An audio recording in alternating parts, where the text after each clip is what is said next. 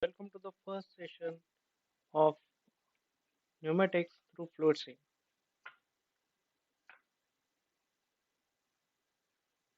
So, as we know, the basic components of pneumatic systems as shown in the figure. So, what basically these pneumatic systems are used for? Pneumatic systems are used for having certain motions or having certain actions to be taken by using the compressed air. So, this is a basic elements you can see here. A basic pneumatic system is shown in figure, wherein you can see that we need a compressed air. So compressed air is supplied. We all know that compressed air will be supplied by compressor here. After that, you can see in this diagram, intake filter is there so that any foreign particles coming from the atmospheric air should be prevented to go inside the compressor. Compressor generally are reciprocating type. After that, when we compress it, the temperature increases, so there is a cooler than any moisture particle separator, and then it stores in the receiver. Now here you can see that there is a pressure switch and a motor control. Now what may be the feedback system for this is, one pressure is set over here. Suppose 10 bar pressure is set in this pressure switch. So this motor will operate unless the receiver pressure is equal to the set pressure, that is 10 bar. Once the set pressure is reached, this motor is cut off, and that's how the compressor is also stop compressing the air. So whatever supply of air that is we are having, that is a 10 bar and through the receiver. So you have seen that the compressor doesn't run full time. It starts and stop after reaching the required desired pressure. Okay. So this is the first major element which supplies the compressed air, because by using that compressed air only we are going to actuate something, or we have to get the motion. Okay. So once this everything is done, we got compressed air inside the receiver. Then we pass it through a secondary air treatment. That secondary air treatment means here we will, there may be chances that even after filtering, the receiver has certain impurities, has certain moisture, has certain foreign elements. So there is a need that one more stage of filtration should be there. So this secondary air treatment basically has three elements in it. That is filter, then regulator, and then lubricator. As the name suggests, filter is nothing but for filtering the air. Regulator means here suppose the receiver pressure is 10 bar, but you need generally we need 6 bar pressure for actuating the pneumatic circuit. So this pressure can be regulated in this regulator. So this unit is known as FRL unit, that is filter, regulator, and lubricator. Now we all know that here the motion will be there, so there should be any lubrication present inside the air which is going inside the cylinder. That is the only source of sending any lubricating oil inside the cylinder. So what we do, why in the secondary air treatment, first we filter it, then if required we regulate, and then we lubricate it. So the small particles of oil sent in this compressed air. Okay. So this is major element, that is compressor. Here secondary air treatment, so it is nothing but your FRL unit. So this is FRL. Now most important part in having this motion. Now basically we will understand how this uh, pneumatic system works. You know that if the compressor goes from this end, the piston will definitely move forward.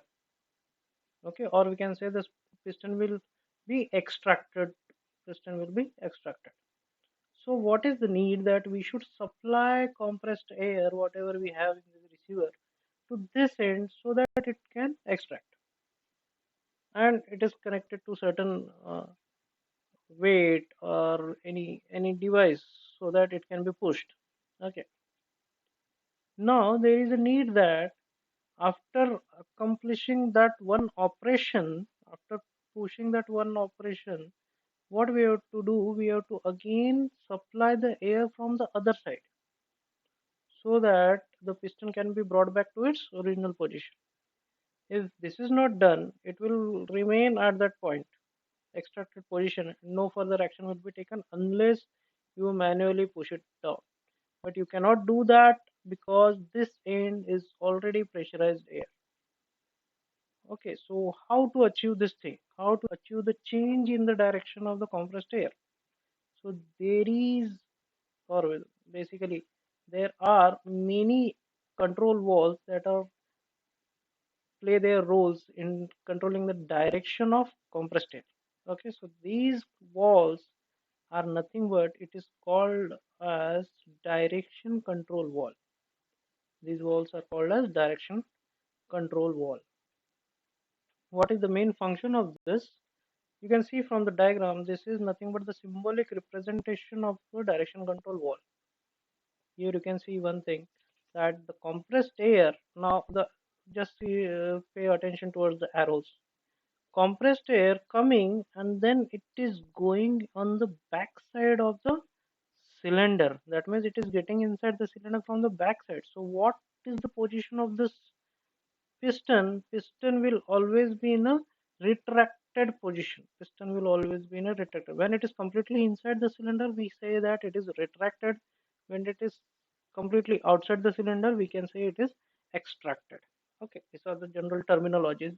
Also, when it moves further, we say it is moving forward. When it moves backward, it is moving backward. And as this is a piston and cylinder, we say that it is a forward stroke as well as backward stroke. Okay, I think this is clear. So just imagine that compressed air is coming from this end and then it moves to the back end of the piston. So the piston is retracted. Now, what is our task? Our task is to change this direction and make the piston to be extracted, or you can say move forward. So how to achieve that? Simple. We have to make air to flow from this thing so that when the air flows when the air flows straight, it goes from this side and it pushes the piston away. Now, what happens to the compressed air at this end? You can see here that the compressed air from this end will be now going out. This will be more clear when we go in actual circuit making. So just pay attention to how this is working. Means just we have to send air to one side of the piston so that we can get the motion. So this is how this whole pneumatic system works. Okay, so let's start with the study of pneumatic by using software that is given by Festo, that is FluidSIM, which is an open source, or rather we can say it is a free software. So now the link will be provided to you. From that you will get a zip folder. Just download it, extract it, and then you can find that you have two folders. One is hydraulic and one is pneumatic. So what we will do, we will use this software for easy understanding, because the only uh, thing to understand this is to see the simulation part, the it's actual happening. So that will be easily shown in this with this software. So now, so there are two folders. One is hydraulic and another is pneumatic. So you know that there are two softwares. One is for pneumatic and one is for hydraulic. So we are talking about pneumatic. So let's show you how this is working. So now when you download this, you don't have to install it. Just open the folder, go to bin, and here your software is the application, that is FluidSIM Pneumatics P. So you have to just create a shortcut on your desktop and you are good to go. Okay, so similarly you have to do it for hydraulic also. Go to hydraulic, go to bin, just click on FluidSIM hydraulic H, right click it and send to your desktop so that the desktop shortcut will be created. I have already done that, so let's begin with the user interface of pneumatic. So just going to bin and just starting this. So this is the user interface of FluidSIM Pneumatics. So you can see here that we know that all the symbols that are used to be remembered for our exams, it has to be practiced. But here what you can do, I'm using this for just understanding purpose. You can make the circuits here, but you have to practice this once by drawing it, because in exam it is not going to remember that which arrow directs at which point, okay, or what is the default position, what is the change position. That is very hard to remember unless you practice it. Okay, so on the left hand side you can see that there are all the symbols that are used. So this is nothing but this is a component library.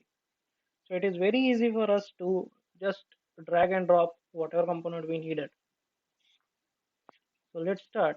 So in this fluid sim, whenever you want to draw a new circuit, just go to new, and you can see a blank canvas here, which is working area, and this is the library. So what we are going to do is just dragging some of the elements and making our circuit, and we are good to go, right? So now first we will understand what are the basic components and what are their symbols. So I will drag one by one and explain you how to use them in this software. Also we will see that how the symbols are drawn, okay, and how it is configured.